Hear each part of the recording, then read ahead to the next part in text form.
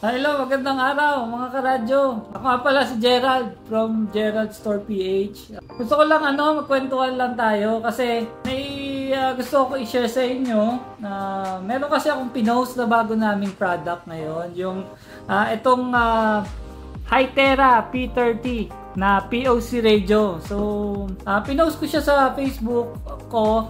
Maraming nagtatanong na ano ba daw ba yung POC radio? Ano ba ang difference nito sa cellphone? Yun. So, pag-uusapan po natin, kung POC radio ba natin, cellphone po ba ito? Okay.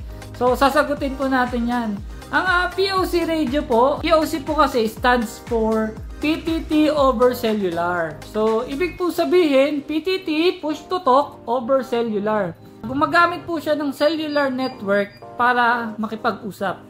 So, para mag-transmit ng data. Yun po ang ibig sabihin ng POC. Yun po ang sikat niya na tawag sa kanya. So, cellphone ba ito? Ang sagot po dyan, hindi po ito cellphone. Gumagamit lang po siya ng cellular network, yun nga, para mag-transmit. Pero tumawag po sa cellphone number, hindi po pwede. Tapos, mag-text and call, hindi rin po pwede. Meron pong iilan na mga POC radio, yung mga high-end, na pwede. Pero ito pong particular model po na to na P30 or yung mga ibang radio na POC, mga entry level, hindi po siya po pwedeng mag call and text. Okay po? So, ganun po siya. Yun po ang POC radio. May nagtatanong din po, ano daw po ang advantage ng POC radio versus sa cellphone? Sabi nila, ay nagpapaload ako, gamit din pala SIM card, edi mag-cellphone na lang ako. Paliwanag naman po natin doon is, ang cellphone po kasi usually talaga pang personal use or siyempre lahat makakausap mo, meron ng call and text, nandiyan yung messenger, may Viber, may iba-iba pang pwede kang mag-call and text, tawag, video call sa mga kaibigan, kamag-anak mo.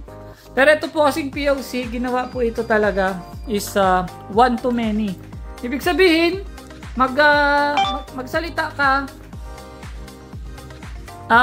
maririnig. For example, 10 kayo o sabihin mo ng 100 po kayo, isang pindot mo lang, isang salita mo, yung 10 na yon, yung 100 na yon, kayang-kaya niya pong masabi yung dapat sabihin ng ganong kabilis. Na hindi po katulad sa cellphone, ite-text mo o tatawagan mo isa-isa yung 100 na yun, napakatagal po. So, ito po yung ginagamit talaga sa mga business operations or other kinds na sa mga rescue, sa mga kasi mabilis po.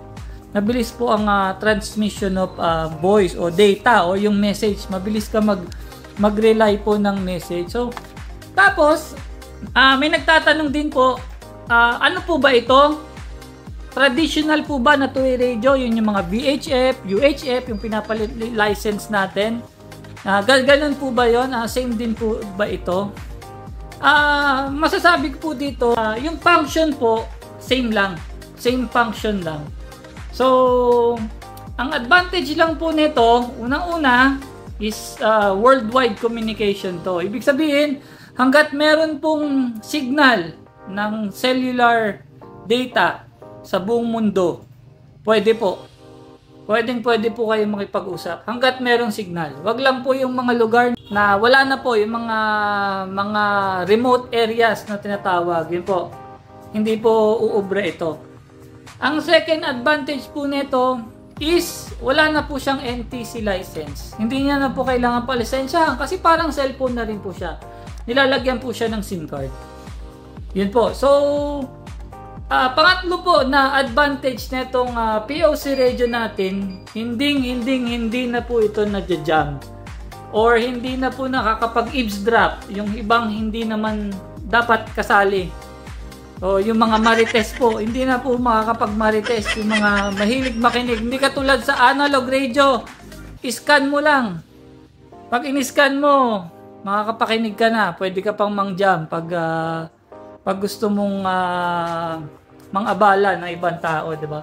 Pero ito po, hindi po. Encrypted po ito. May sarili na po itong cloud server na hindi po mapapasok kung sino-sino ng basta-basta po. Yan po yung third advantage po nito. So, also yung advantage po nito, maliban sa worldwide siya, yung pang-apat po na advantage, yung paggamit, napakamura po. Hindi po porket may iloloadan siya is napakamahal. Hindi po. Meron po kaming ginagamit ngayon sa amin, 200 pesos lang po.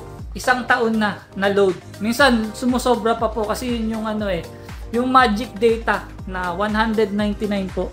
Yung magic data 199 natin, minsan umaabot po kami sa kalahating taon. Depende po sa gamit nyo. Kasi po ang gamit po namin ngayon is yung ito po yung Hytera na PNC 360S. May wifi po ito. So pag sa office kami, nagwa-wifi lang po kami. Pero pag lumalabas kami, doon lang po gumagana yung data. Kaya po natitipid yung data, umaabot ng mahigit isang taon.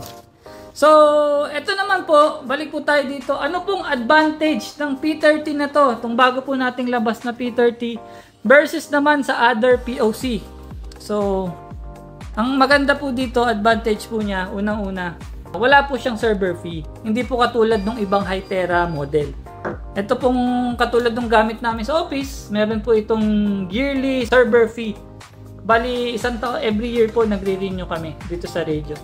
Hindi po katulad itong ito pong P30, wala na po siya. Ang isa pa pong advantage dito sa P30, ano po siya ito po yung ginawa na sobrang dali. Parang open po siya. Hindi na po kailangan programming sa computer or lalagyan ng cable yun nga para ipasok sa computer. Ang maganda po sa kanya, meron po siyang easy pairing. So, yung easy pairing niya po, kumbaga po siya pipindutin ka lang po dito sa settings niya po. Ayan po, pwede ka pong mag-create ng group. Yan po, create group or mag-join ng group. Ibig sabihin, pag meron po kayong nakilala sa, kunyari may event po, may nakilala kayo sa ibang lugar, at meron din pong gantong radio. At sasabihin nyo, may ganto ka palang radyo, pwede tayo mag-connect. Para ang gagawin nyo lang po, magki-create group lang po kayo, o kaya yung nakilala nyo, magjo-join na po sa existing group nyo. Yun po, or meron din pong Bluetooth pairing, yun po siya. Also, pwede rin po kayong mag-program gamit yung app. Meron po siyang app sa Android or sa iOS na pwede nyo pong install at makakapag-program din po kayo doon. So, napakadali niya po, napaka-easy. At also, napakamura po, less than 10,000 po. Meron na po kayong POC radio. Galing po kay Hytera. Maganda po yung quality. And also po, ang isa pong advantage nito sa ibang POC radio, rugged po ito. IP54, kahit maulanan, wala pong problema. Kahit mabagsak, wag lang po sa taas ng building, wala pong problema. Yan po yung maganda sa bago natin na Hytera P30 po. So, ayan po, yun lang po. Shinare ko lang po yung isa sa mga advantage po. Ang nag-iisa lang po na disadvantage yung nakikita ko to sa radio na to po, wala po siyang wifi. So, pagka nagpunta po kayo sa ibang lugar, kailangan nyo lang pong mag-roaming. Pero, yun lang po, sa lahat po, yun lang po ang disadvantage niya. Yun, share ko lang po. Maraming salamat po. This is Gerald from Gerald Store PH.